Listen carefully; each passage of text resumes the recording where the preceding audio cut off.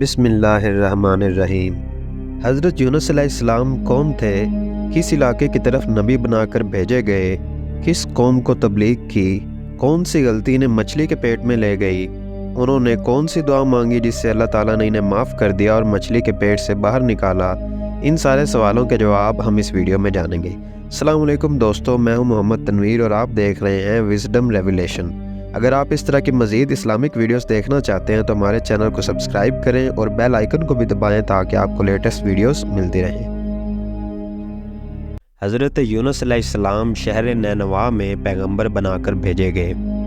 آپ لوگوں کو ہدایت کرتے، نیکی کی طرف بلاتے، برے کاموں سے روکتے تھے۔ آپ قوم سمود کی طرف بھیجے گئے۔ اس قوم کے لوگ بتوں کی پوجا کرتے تھے۔ آپ لوگوں کو حق کی طرف بلاتے اور خدائے واحد پر ایمان لانے کی تلقین کرتے، لیکن لوگ آپ کی تعلیمات کا انکار کرتے اور حضرت یونس علیہ السلام سے کہتے کہ ہم تیرے خدا کو نہیں مانتے۔ اس پر آپ فرماتے کہ خدا کے عذاب سے ڈرو جو بہت سخت عذاب ہے۔ لوگ آپ کی باتیں سن کر آپ کا مذاق اڑاتے اور آپ کی راہ میں رکاوٹیں کھڑی کرتے۔ آپ نے قوم سمود کو راہ راست پر لانے کی بہت کوششیں کی، لیکن بھٹکی ہوئی قوم پر آپ کی نصیحت کا کوئی اثر نہ ہوا، تو آپ کو یقین ہو گیا کہ یہ لوگ خدا پر ایمان نہیں لائیں گے۔ آپ علیہ السلام مایوس ہو گئے۔ مایوسی کی اس حالت میں آپ نے قوم سمود کی تباہی اور بربادی کے لیے بد دعا کی اور اس سرزمین سے نکل پڑے۔ چلتے چلتے دریائے فرات کے کنارے پہنچے تو دیکھا کہ ایک کشتی کنارے پر لگی ہے، لوگ اس پر سوار ہو رہے ہیں۔ ان کی دیکھا دیکھی آپ بھی اس پر سوار ہو گئے۔ جنہیں جانا تھا وہ سب سوار ہو چکے۔ کشتی لوگوں سے بھر چکی۔ اس کے بعد کشتی اپنی منزل کی طرف روانہ ہوئی۔ سمندر پرسکون تھا، آسمان بھی صاف تھا، مسافر اطمینان سے بیٹھے ہوئے تھے۔ جب کشتی بیچ سمندر میں پہنچی تو دیکھا کہ آسمان پر سیاہ بادل اٹھ رہے ہیں، پھر ہوائیں چلنے لگیں۔ ہوا اچانک طوفان کی شکل اختیار کر گئی۔ سمندر میں کشتی ڈگمگانے لگی، سمندر کی لہریں اوپر نیچے ہونے لگی، بارش بھی شروع ہو گئی۔ طوفان کے جھٹکوں اور پانی کے تھپیڑوں سے کشتی کے ڈوبنے کا اندیشہ پیدا ہو گیا۔ کشتی میں بیٹھے ہوئے مسافروں میں سے ایک نے کہا کہ معلوم ہوتا ہے کہ کشتی میں کوئی ایسا شخص بھی سوار ہے جس سے کوئی بڑی غلطی سرزد ہو گئی ہے۔ جب تک ایسے شخص کو کشتی سے نہ نکالا جائے، کشتی کا صحیح سلامت رہنا محال ہے۔ وہ شخص کون ہے یہ بتانا مشکل ہے جب تک کہ وہ خود کو پیش نہ کرے۔ اس پر حضرت یونس علیہ السلام کھڑے ہو گئے اور کہا کہ میں ہی ہوں جس سے بڑی غلطی سرزد ہو گئی ہے۔ مجھے کشتی سے نکال دیا جائے تو آئی ہوئی مصیبت ٹل سکتی ہے۔ تمام مسافر حضرت یونس علیہ السلام کا منہ تک رہے تھے، جس نے خود ہی سب کے سامنے اپنی غلطی کا اظہار کیا۔ پھر سب نے ایک زبان ہو کر کہا کہ یہ شخص تو فرشتہ صفت انسان معلوم ہوتا ہے، ہم کسی حال میں اسے کشتی سے نہیں نکال سکتے۔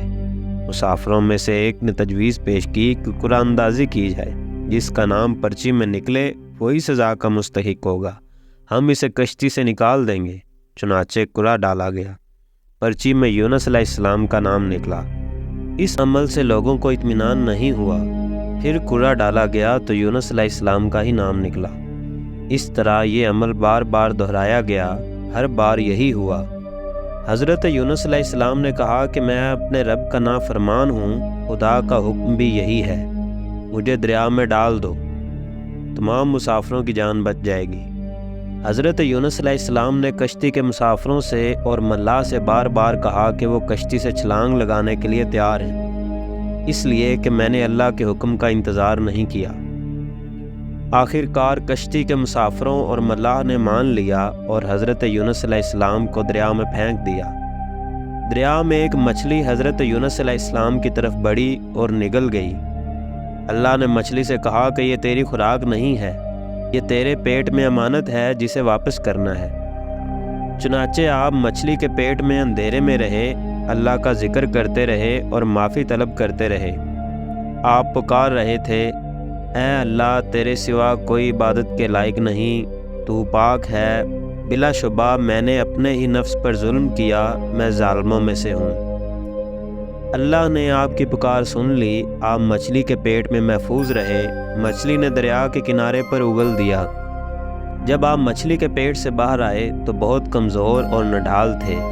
آپ نے کھلی فضا میں سانس لیا اور اللہ کا شکر ادا کیا۔ اللہ نے حضرت یونس علیہ السلام سے فرمایا، اگر تو مچھلی کے پیٹ میں میری پاکی بیان نہ کرتا تو نجات حاصل نہ کرتا۔ جس جگہ پر مچھلی نے آپ کو اگلا تھا وہاں کوئی درخت نہ تھا، نہ کوئی سایہ، دھوپ ہی دھوپ تھی، گرمی بھی ناقابل برداشت تھی۔ اللہ کے حکم سے وہاں ایک بیلدار پودا اگایا، پودے کی بیل سے سایہ آ گیا۔ آپ سائے تلے بیٹھ گئے اور اللہ کا ذکر کرنے لگے۔ کہا جاتا ہے کہ آپ کے پاس ایک ہرنی آتی تھی اور اپنا دودھ پلا جاتی تھی۔ اللہ تعالیٰ فرماتا ہے، ہم نے بغیر گھاس کی زمین پر ڈال دیا اور وہ بیمار تھا، اور ہم نے بیلدار درخت اگایا اور ہم نے اس کو 1,00,000 آدمی کی طرف بھیجا، بلکہ اس سے بھی زیادہ، پھر وہ لوگ ایمان لے آئے۔ ملک نینوا چھوڑ دینے کے بعد آپ کی قوم آپ کو بہت زیادہ یاد کرنے لگی۔ آپ کے نکل جانے کے بعد پچھتانے لگی۔ لوگوں نے محسوس کیا کہ آپ نبی تھے اور ہدایت کے لیے آئے تھے۔ لوگوں نے اللہ سے معافی طلب کی اور وہ حضرت یونس علیہ السلام کی آمد کا انتظار کرنے لگے۔ لوگوں نے اقرار کیا کہ ہم اللہ پر ایمان لائے، اور اس بات پر بھی کہ یونس علیہ السلام اللہ کے بھیجے ہوئے نبی ہیں اور آپ کے لائے ہوئے پیغام پر یقین رکھتے ہیں اور یونس علیہ السلام کی تصدیق کرتے ہیں۔ اور قوم کے لوگ ایک دوسرے سے کہنے لگے کہ اگر حضرت یونس علیہ السلام ہمارے درمیان آ جائیں تو ہم سب ان کی تعظیم کرنے لگیں گے اور ان کے حکم پر عمل کریں گے۔ اللہ نے حضرت یونس علیہ السلام کو حکم دیا کہ وہ قوم کی طرف جائیں اور اللہ کا پیغام سنائیں اور انہیں برائی سے روکیں، نیکی کی طرف بلائیں، لوگوں کو آپس میں ایک دوسرے سے اچھا سلوک کرنے کی تلقین کریں۔ چنانچہ اللہ کے حکم پر جب آپ اپنی قوم کی طرف لوٹ آئے تو قوم نے خوشی و مسرت کا اظہار کیا۔ آپ علیہ السلام کی آمد پر اللہ کا شکر ادا کیا۔